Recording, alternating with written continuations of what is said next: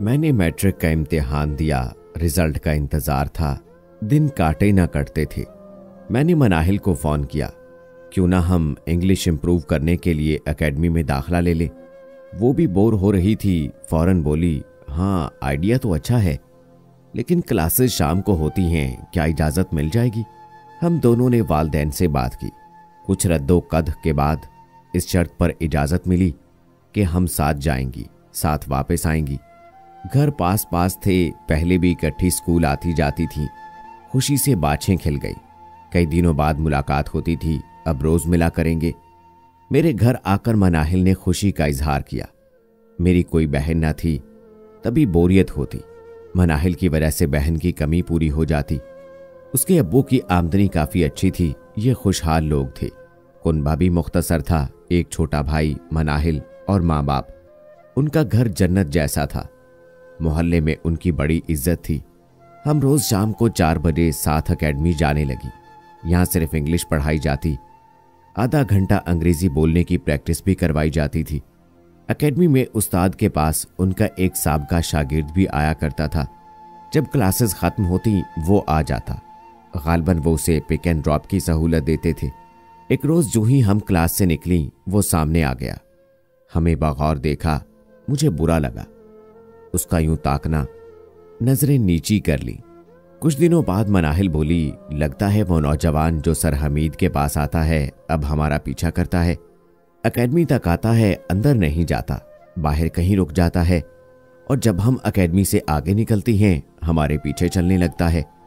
तुम मुड़ मुड़ कर देखती हो ना, इसलिए। आखिर तुम पीछे क्यों देखती हो? अगर ऐसा करोगी तो वो आता रहेगा और कभी पीछा नहीं छोड़ेगा। कुछ दिन बाद मनाहिल ने अंदेशा जाहिर किया कि अगर हमने इससे बात करके ताकुब करने की वजह ना पूछी तो लाजिम है किसी रोज घर तक पहुंच जाएगा, हमारा घर देख लेगा। अभी तो आधे रास्ते के बाद दाएं गली में मुड़ जाता है। दाएं गली से रास्ता इसके घर को जाता होगा, तभी मुड़ जाता है नादान। वो हमारे घर तक क्यों आएगा? हमारा उसका रास्ता एक है, इसलिए पीछे चलता रहता है। चलने दो, किसी रोज थक कर बैठ जाएगा।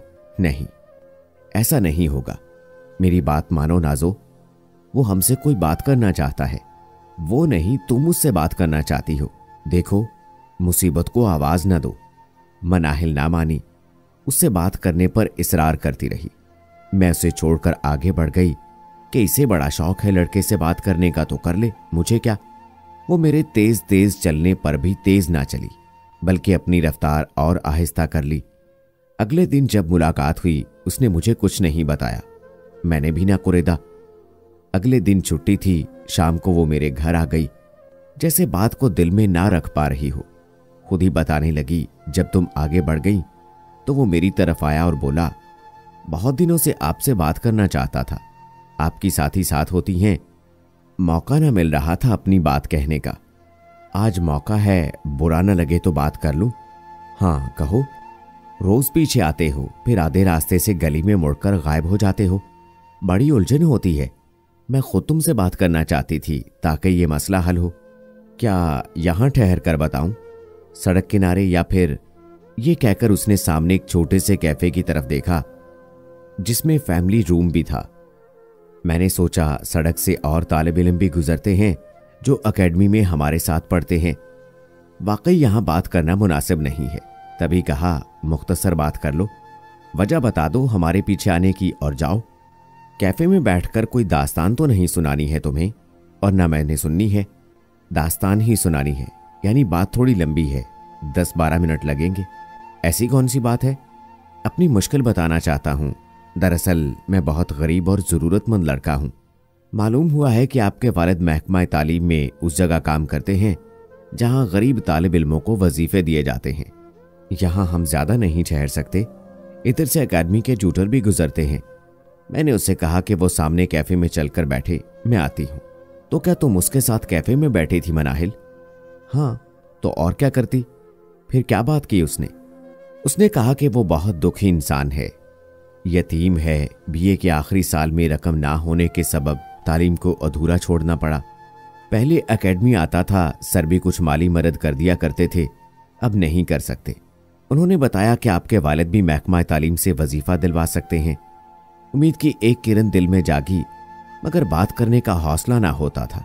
इसीलिए आपके पीछे आता कि किसी दिन आप खुद तवज्जो देंगी तो शायद मुझ गरीब को ग्रेजुएशन करने का मौका मिल जाएगा।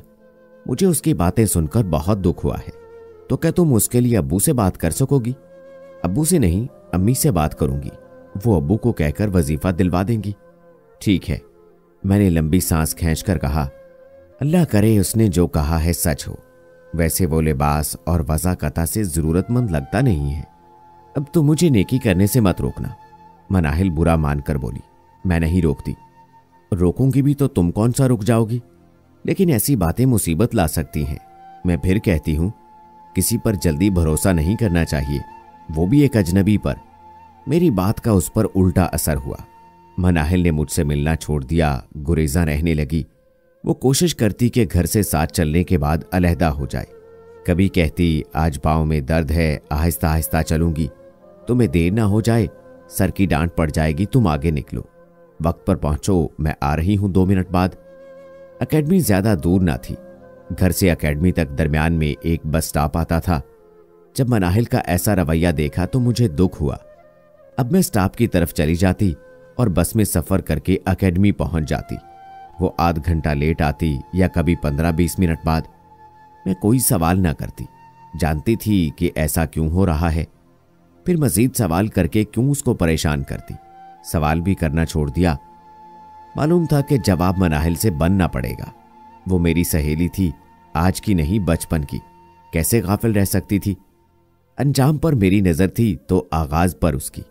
बहरहाल कुछ दिन बाद बिलाखिर खुद पूछ लिया कि मनाहिल, तुमने रजी को क्या जवाब दिया? मैंने उसे कहा है कि हर हाल में तुम्हारा साथ दूंगी, माली मदद भी जो हो सकी करूंगी ताकि तुम तालीम मुकम्मल कर सको। अब ये उसका मामूल हो गया। रोज रास्ते में रुककर रजी से बातें करना। मैं तंग आने लगी। दोस्ती खत्म करने की धमकी भी दी, उस पर असर ना हुआ। उसने अपनी राह मुझसे अलग कर ली। रोज घर से एकेडमी 10-15 मिनट देर से पहुंचती। उसने मेरे साथ चलना छोड़ दिया था। एक रोज परेशान होकर आंटी हमारे घर आई। मुझसे दरियाफ्त किया, क्या तुम आ गई हो? मनाहिल कहाँ रह गई है? मुझे आज जल्दी घर आना था आंटी, तभी सर से छुट्टी लेकर आ गई हूँ। तबीयत खराब हो गई थी, वो आती ही होगी। क्या एकेडमी की छुट्टी का टाइम बढ़ गया है? वो अब रोज ही लेट आने लगी है। जी आंटी, जब कभी टेस्ट वगैरह की तैयारी करनी होती है हम लोग कुछ लेट हो जाते हैं। मैंने बात बना दी। हालांकि जीना चाहता था मनाहिल का पर्दा रखूं, लेकिन फिर दोस्ती का ख्याल आ गया। सोचा अगर सच कह दिया तो उसका एकेडमी जाना बंद हो जाएगा। रफ्ता रफ्ता मनाहिल से मेरी दोस्ती और बातचीत खत्म हो गई। हमारे रास्ते अलग हो गए। अभी कॉलेज के दाखिले में देर थी, लिहाजा उस वक्त को मैं हर हाल में एकेडमी जाकर अपनी इंग्लिश को बेहतर करने में सर्फ करना चाहती थी। अम्मी को बता दिया कि असल मामला क्या है। अम्मा ने कहा क्यों न मैं सफिया को बाखबर कर दूं। मैंने मना कर दिया। नहीं अम्मी, थोड़े दिनों की बात है। अब्बू को पता चला तो वो मुझे भी जाने से रोक देंगे। वैसे भी वो अब बाज आने वाली नहीं है। उसका फोन पर भी रजी से राब्ता रहता है। जल्द खुद ब खुद उसके वालिदैन को पता चल जाएगा। रिजल्ट आ गया। मैंने कॉलेज में दाखिला ले लिया। मनाहिल से बातचीत ना रही थी। उसकी अम्मी कभी आती तो कहती जाने उसे क्या हो गया है, रोजाना देर से घर आती है। वही हुआ जिसका डर था। एक रोज उसके वालिद ने उसे रजी के साथ कहीं बाहर देख लिया। वो तो भाग गया, लेकिन मनाहिल ना भाग सकी। वो साथ ले आए और खूब डांटा। घर से बाहर निकलना बंद हो गया। इस वाक़े के अगले दिन अंकल हमारे घर आए। अब्बू से कहा मेरी बेटी आपकी बेटी के साथ जाती थी, क्या उसने कभी जिक्र नहीं किया? उसने जिक्र किया था। मनाहिल को भी काफी रोका, लेकिन तुम्हारी साहबजादी ने किसी की बात नहीं सुनी तो नाज ने उसके साथ दोस्ती खत्म कर दी। मैं आजकल में आपको आगाह करने ही वाला था। अब्बू ने अंकल को समझाया, देखो साजिद, तुमने बेटी का रिश्ता कहीं ना कहीं तो करना है। अब जमाना बदल गया है। रोक टोक पर औलाद बागी होने लगती है। मार से नहीं प्यार से पूछो। बल्कि मेरा मशवरा है कि लड़के से मिलो। अगर अच्छा लड़का है, शरीफ खानदान से है, तो जहां तुम्हारी लड़की चाहती है वहां रिश्ता कर दो। किसी और से जबरदस्ती शादी की तो मुमकिन है बाद में ज्यादा मसाइल खड़े हो जाएं या फिर बच्ची ना खुश रहे। अंकल तो गुस्से में भरे आए थे लेकिन अब्बू के समझाने पर गुस्सा थोड़ा ठंडा हो गया। सोच में पड़ गए कि माहिउद्दीन बात तो सही कर रहे हैं। लड़कियों को घर से निकलने की आज़ादी दी है तो अब शादी में मर्जी का हक भी देना चाहिए। अंकल ने मनाहिल से कहा, उस लड़के के घर का अता पता बता दो ताकि मैं छानबीन कर लूं, लड़के के वालिदैन से मिलूं। अगर ठीक घराना है तो सोचता हूं कोई इस मसले का हल। मनाहिल को उम्मीद न थी कि वो ऐसा करेंगे। वो सख्त मिजाज कहलाते थे। खुश हो गई। फोन पर रजी को बताया कि अब्बू मान गए हैं, तुम फौरन अपने वालिदैन को भेजो, वो उनसे मिलने के बाद तुमसे मिलना चाहते हैं। जरूर लाऊंगा, 1-2 रोज बाद बता दूंगा कब आ रहे हैं। दिन पर दिन गुजरते गए। वो बहाने करता रहा लेकिन वालिदैन को ना लाया। मनाहिल ने तंग आकर रजी को फोन करना बंद कर दिया तो वो खुद उसे फोन करने लगा। हालांकि मनाहिल ने सख्ती से मना किया था। मैं मौका देखकर खुद तुमको फोन कर लिया करूंगी, तुम ना करना। कभी भाई और कभी अब्बू सामने बैठे होते हैं, उन्होंने फोन उठा लिया तो मेरी शामत आ जाएगी। रजी फोन करने से बाज ना आया। जब जी चाहता नंबर डायल कर देता। वक्त बेवक्त घंटियां बजती रहती। मनाहिल के वालिद और भाई मौजूद होते तो वो फोन ना उठाती। वो उठाते तब जवाब ना मिलता, वो फोन बंद कर देता। वो शक में पड़ गए। तब आंटी फोन उठाने लगी। एक रोज कहा, यह क्या तरीका है? शादी करना चाहते हो तो वालिदैन से मिलाओ, वरना तुम्हारी पुलिस में रिपोर्ट करते हैं। खौफ की वजह से वो अपनी वालदा को ले आया। आंटी ने रजी की वालदा से कहा, बहन तुम इतवार के दिन अपने बेटे और शौहर के साथ आ जाना। मनाहिल के वालिद और ताया को रोक लूंगी। मर्दों से मर्द बात कर लेंगे, बाद में हम जवाब देंगे कि आप लोगों से नाता जोड़ना है या नहीं। इतवार को वो लोग ना आए। मनाहिल की अम्मी को बहुत गुस्सा आया कि ये किस किस्म के लोग हैं। उन्होंने अपने भाई से कहा, इससे पहले कोई बड़ा मसला खड़ा हो जाए तुम अपने तौर पर लड़के का पता करो और उसकी रिपोर्ट दो कि इन लोगों को बातचीत के लिए घर बुलाना भी चाहिए या नहीं। मामू ने छानबीन की। रजी के मोहल्ले में जाकर पड़ोसियों से मालूमात ली। पता चला कि रजी की शादी हुई थी लेकिन कुछ अरसे बाद तलाक हो गई। उसका बाप हयात नहीं है, घर का खर्चा ताया चलाता है। जिसकी बेटी से ये लोग मंगनी कर चुके हैं, जाने क्यों अभी तक लड़की को रुखसत करके नहीं ला रहे। लड़का एक प्राइमरी स्कूल चलाता है। मजीद क्या सरगर्मियां हैं मालूम नहीं। अभी तक कोई ऐसी वैसी बात तो इसके बारे में सुनी नहीं है। जाने पड़ोसियों ने सही कहा था या फिर एक अजनबी से रजी का पर्दा रख लिया था। कुछ अरसा खामोशी से गुजर गया। मनाहिल ने मां से कहा, रजी के वालिदैन नहीं है, कोई बुजुर्ग रिश्तेदार साथ नहीं होता। उसके ताया तो अपनी बेटी देना चाहते हैं और रजी की मां आपके घर आ चुकी हैं, दोबारा वही आएंगी। रिश्ते के लिए आप अब्बू को मना लें कि दीगर रिश्तेदारों को लाने की शर्त ना लगाएं। रजी की मजबूरी है, रिश्तेदारों से उन लोगों का झगड़ा है। बेटियों के रिश्ते इस तरह तय नहीं किए जाते, उसे किसी न किसी बुजुर्ग को लाना पड़ेगा। शादी हंसी खेल नहीं है। जब तक सही तरीके से वो रिश्ते के लिए नहीं आते, तुम्हारे अब्बू अकेले रजी को मुंह नहीं लगाएंगे। बेहतर है कि तुम आग के इस खेल से बाज रहो, वरना रजी से तुम्हारी शादी नहीं हो सकती। मनाहिल माँ बाप की तरफ से मायूस हो गई तो एक रोज मौका पाकर घर से निकल गई। सुबह से दोपहर फिर शाम होने को आ गई। उसके वालिद के घर लौट आने का टाइम होने लगा। आंटी सख्त परेशान थी, घबराकर हमारे घर आईं और मुझसे पूछा, बेटी अब तो उसका कॉलेज तक जाना बंद करा दिया था उसके अब्बू ने। तमाम वक्त घर में आंखों के सामने रहती थी, अचानक आज सुबह से गायब है। जाने कहाँ चली गई है? बहुत परेशान हूं। तुम्हारे अंकल आते ही होंगे, वो पूछेंगे क्या जवाब दूंगी, कहाँ गई है। एक ख्याल था कि शायद इधर आ गई हो तुमसे मिलने, लेकिन यहां भी नहीं है। आंटी वो तो काफी दिनों से नहीं आई, मुझसे उसकी मुलाकात नहीं रही है, तो फिर कहाँ गई होगी। वो बेचारी हाँफती कांपती चली गई। मुझे डर लगा कहीं आंटी को कुछ हो ना जाए। रात गुजर गई, मनाहिल का कोई सुराग ना मिला। यकीन था कि वो रजी के चक्कर में निकली है। उसको तलाश किया, वो भी घर से गायब था। घर को ताला लगा था और स्कूल बंद था। सख्त गर्मी की वजह से सरकार ने प्राइमरी स्कूलों को 15 दिन कबल छुट्टी दे दी थी कि छोटे बच्चे बेहोश ना हो जाएं, क्योंकि अक्सर स्कूलों में पंखे और ठंडे पानी की सहूलत भी नहीं होती। हफ्ता गुजरा कि रजी की मां का फोन आ गया। अम्मी से बात की, बताया कि इन दोनों नालायकों ने बुजुर्गों की इज्जत का भी पास नहीं किया और अपनी मर्जी से कोर्ट मैरिज कर ली है। अब मनाहिल आप लोगों के पास आना चाहती है। माफ़ी मांगने के लिए मुझे फ़ोन किया था, लेकिन ये नहीं बताया कि कहाँ है। मैं अपनी बहन के इंतकाल पर फैसलाबाद गई हुई थी। मेरे पीछे उन्होंने ये कारनामा सरअंजाम दिया है। माँ ने शौहर के मिन्नत समाजत की, पैरों को हाथ लगाया कि आने दो मनाहिल को, कम से कम मजीद भटकने से तो हम उसको बचा लेंगे। रजी मालूम नहीं मनाहिल का क्या अंजाम करे।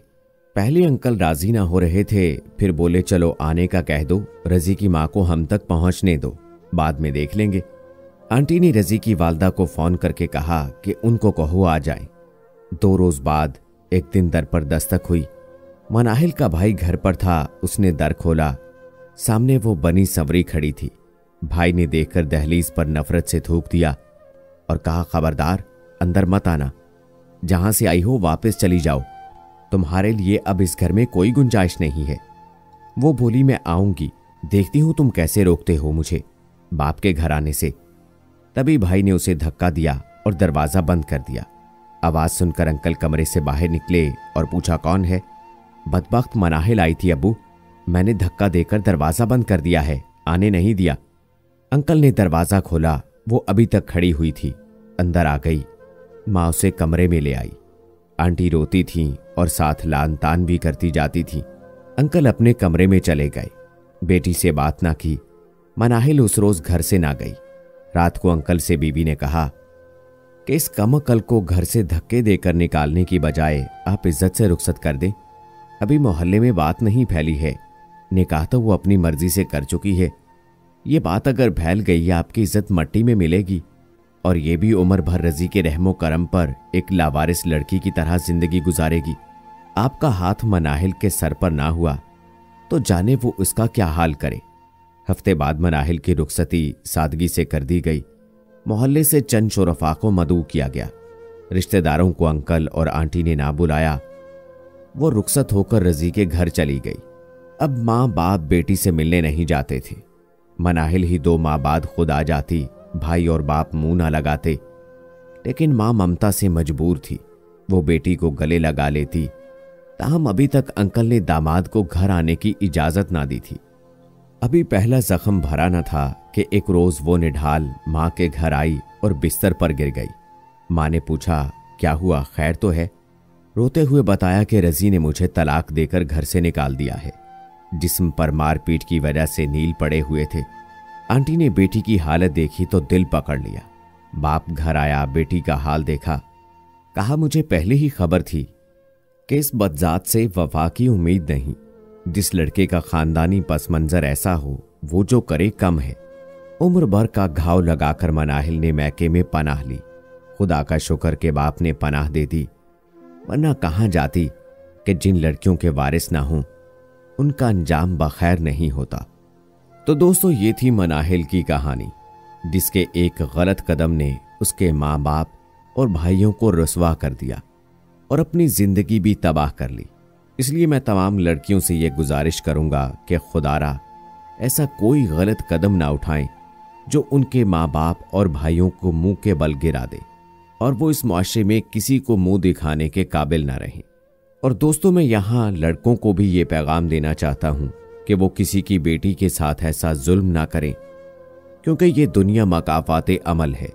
आज जो आप किसी की बेटी के साथ करेंगे वो कल आपकी माँ, बहन या बेटी के साथ जरूर होगा।